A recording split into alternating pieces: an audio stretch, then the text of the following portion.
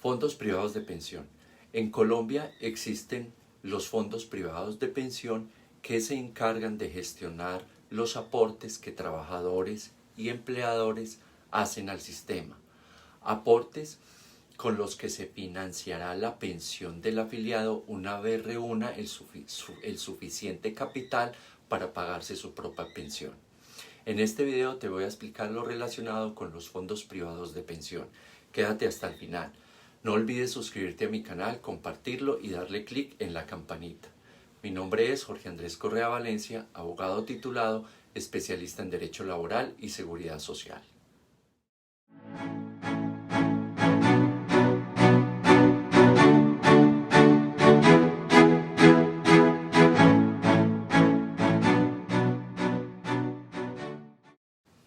Naturaleza de los fondos privados de pensión.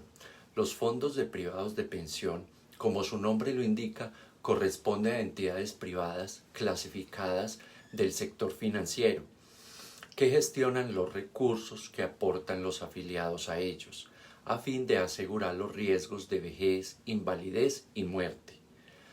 A su vez, se trata de entidades con ánimo de lucro que cobran unas comisiones por gestionar los dineros que sus afiliados aportan a sus cuentas individuales. Los fondos privados de pensión son propios del régimen individual con solidaridad, uno de los dos subsistemas del Sistema General de Pensiones que tiene dos componentes, uno público y uno privado, siendo el público el régimen de prima media gestionado por Colpensiones y el privado es el régimen de ahorro individual gestionado por los fondos privados de pensión. Afiliación a los fondos privados de pensiones. El trabajador asalariado o independiente elige libremente a qué fondo de pensiones se quiere afiliar y el empleador debe realizar los aportes al fondo de pensiones que le informe el trabajador. El cambio o traslado entre fondos privados de pensiones. El afiliado puede cambiarse libremente de un fondo privado a otro fondo privado de pensiones cuantas veces quiera, observando como único requisito señalado en el artículo 22521 del Decreto Reglamentario 1833 de 2016, que exige una permanencia mínima de 6 meses en el fondo del cual se pretende trasladar. Igualmente, una persona afiliada al fondo de pensiones privado se puede trasladar a Colpensiones y aquí se trata de un cambio de régimen pensional, tema abordado en el siguiente artículo. ¿Cómo se pensiona en un fondo privado de pensiones? El fondo privado de pensiones se caracteriza porque cada afiliado tiene una cuenta individual en la que se consignan los aportes obligatorios a pensión que realice el empleador o en su defecto el trabajador. Lo mismo que los aportes voluntarios a pensión que realice el trabajador e igualmente el empleador. Otra fuente de financiación de esa cuenta individual son los rendimientos que el fondo de pensiones obtenga por la gestión de esos fondos, dineros que son invertidos en la bolsa de valores, en fondos de inversión, en la compra de bonos e incluso en grandes proyectos de inversión. Una vez el saldo acumulado en esa cuenta que sea suficiente para financiar la pensión, el afiliado se puede pensionar sin que deba cumplir el requisito de edad, pues la edad es un requisito exclusivo del régimen de prima media con prestación definida que es en Colpensiones. De manera que el afiliado a los 60 años de edad ya ha acumulado el suficiente dinero en la cuenta individual para poder pensionarse y posteriormente lo podría hacer.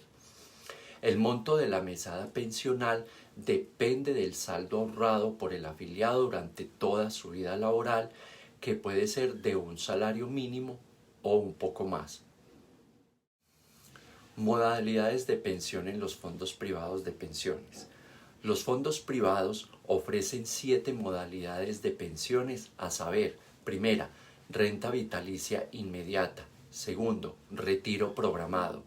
Tercero, retiro programado con renta vitalicia diferida. Cuarto, renta temporal variable con renta vitalicia diferida. Quinto, renta temporal variable con renta vitalicia inmediato. Sexto, retiro programado sin negociación de bono pensional. Séptimo, renta temporal cierta con renta vitalicia difiriendo cierto. Algunos de estos fondos privados ofrecen todas las opciones y otros ofrecen solo algunas. Las 3 primeras que mencionamos, que son las que originalmente consideramos por el artículo 79 de la Ley 100 del 93, y las otras 4 modalidades se ha creado por la Superintendencia de Sociedades y, como ya se dijo, no todos los fondos de pensiones las ofrecen. Ahora bien, las características de la renta vitalicia inmediatas. La modalidad de renta vitalicia implica que con los recursos ahorrados en la cuenta individual se contrata con una empresa de seguros el pago de la renta vitalicia. Es decir, que la mesada no la paga el fondo de pensiones, sino la aseguradora con la que se ha contratado esta renta vitalicia. Esta modalidad presenta las siguientes características. Los recursos son administrados por la aseguradora. El monto de la pensión se define en función del capital ahorrado durante toda su vida laboral y de los cálculos internos empleados por la aseguradora. Las aseguradoras que manejan el ramo de rentas vitalicias deben estar autorizadas por la Superintendencia Financiera y deben de garantizar por medio de una reserva que harán el pago de la mesada al usuario. Esta modalidad de pensión permite recibir una mesada fija ajustada anualmente con el IPC, respetándose la pensión mínima equivalente a un salario mínimo. Los riesgos en los rendimientos en las inversiones y mercados y la extralongevidad son cubiertos en su totalidad por la aseguradora, no siendo trasladables al pensionado. En caso de que el pensionado fallezca, solo pueden recibir la pensión sus beneficiarios de ley y no se incluyen a sus herederos. Si al fallecer el pensionado no tiene beneficiarios de ley, el capital restante se va a la reserva de la aseguradora. Una vez pensionado, elija la modalidad de renta vitalicia, no se puede cambiar a otra modalidad, pues ya se ha firmado un contrato de aseguramiento. Seguidamente, las características del retiro programado. Esta modalidad permite al pensionado recibir una mesada que es pagada directamente por el fondo de pensiones y cuyo monto depende de lo ahorrado y el comportamiento que vaya teniendo esa cuenta individual. Para el cálculo de la mesada se debe tener en cuenta la expectativa de vida del pensionado y de los beneficiarios de ley, de manera que anualmente se debe hacer un cálculo para determinar la nueva mesada para que el monto pueda variar anualmente. Y estas son sus características. La mesada pensional se determina anualmente de acuerdo con el saldo de la cuenta individual sin garantizar un monto fijo, excepto el salario mínimo. El capital es siempre del afiliado pensionado. Si llegara a fallecer, la pensión se entregará a los beneficiarios, que son la compañera o compañero permanente. Segundo, los hijos menores de 18 años. Tercero, los hijos menores de 25 años que aún se encuentren estudiando. Cuarto, padres con dependencia económica. Quinto, hermanos inválidos que mantengan su condición y dependan económicamente del afiliado fallecido. Sin beneficiarios de la ley, el capital se podrá entregar en sucesión hasta el 5.º grado de consanguinidad. El incremento de la mesada está sujeto a la inflación, sino que se está en función de los rendimientos del Fondo Especial de Retiro Programado. La mesada nunca podrá ser inferior a un salario legal mensual vigente. Igualmente, el pensionado se puede cambiar en cualquier momento por la opción de renta vitalicia, pero en todo caso obligatoriamente se trasladará a la modalidad de renta vitalicia, como se identifique que estos recursos en su cuenta individual no son suficientes para continuar pagando las mesadas pensionales, responsabilidad que recae sobre el fondo de pensiones. Ahora bien, las características del retiro programado con renta vitalicia diferida. Es una modalidad que combina el retiro programado con renta vitalicia, lo que implica dividir el capital ahorrado en la cuenta individual en dos partes, que pueden o no ser iguales, una para financiar el retiro programado, y la otra para financiar la renta vitalicia.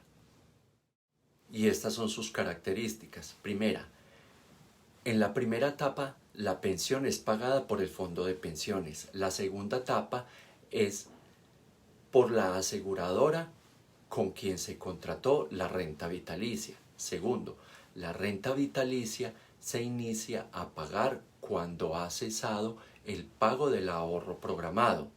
¿Qué sucede cuando el capital se haya disminuido hasta un tope acordado? Tercero, la renta vitalicia contratada con la aseguradora no podrá ser inferior a un salario mínimo legal vigente.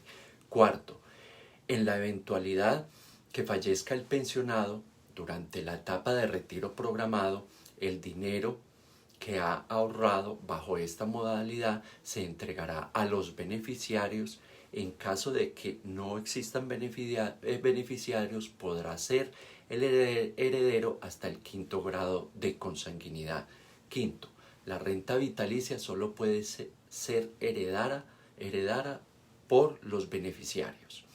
Sexto, los recursos destinados al retiro programado son administrados por el fondo de pensiones, mientras que los recursos de la renta vitalicia es por una aseguradora. Bajo esta modalidad, el pensionado no se puede cambiar a otra modalidad debido a que se ha contratado con un seguro de renta vitalicia, lo que es posible adelantar la etapa de ahorro programado. ¿Qué sucede con los aportes si no se alcanza el capital para financiar la pensión? Como el afiliado a un fondo de pensiones privado solo se puede pensionar cuando el saldo de su cuenta sea suficiente para financiarse su pensión. Cuando ese monto requerido no se contempla, el afiliado nunca podrá pensionarse. En tal caso, el fondo de pensiones devolverá el saldo acumulado al afiliado siempre que cumpla con los requisitos señalados en el artículo 66 de la Ley 100 de 1993, que básicamente son: ser hombre, tener 62 años, y si eres mujer, 57 años, y haber cotizado por lo menos 1.150 semanas. Y la razón es que ese límite de años es la edad mínima requerida para pensionarse en el régimen de prima media, como se tomó referencia para tener derecho a la garantía de la pensión mínima, y las 1.150 semanas es lo que se requiere para tener derecho a una pensión mínima, esto es un salario mínimo legal mensual vigente. Entonces, al cumplir estos requisitos, significa que el afiliado no cumple con las condiciones para acceder a la garantía de la pensión mínima, quedando como la opción la devolución de saldos. En todo caso, el afiliado, en lugar de solicitar la devolución de saldos, puede continuar cotizando hasta completar el capital suficiente para poder pensionarse, o en su defecto hasta cumplir los requisitos para tener derecho a una garantía de pensión mínima, lo que es optativo para el afiliado una vez los requisitos del artículo 66 de esta ley 100 de 1993. Espero le haya servido de ayuda este video. Les recuerdo, mi nombre es Jorge Andrés Correa Valencia, abogado titulado, especialista en Derecho Laboral y Seguridad Social. No olvides suscribirte aquí a mi canal, compartirlo y darle clic en la campanita. Muchas gracias y hasta un próximo video.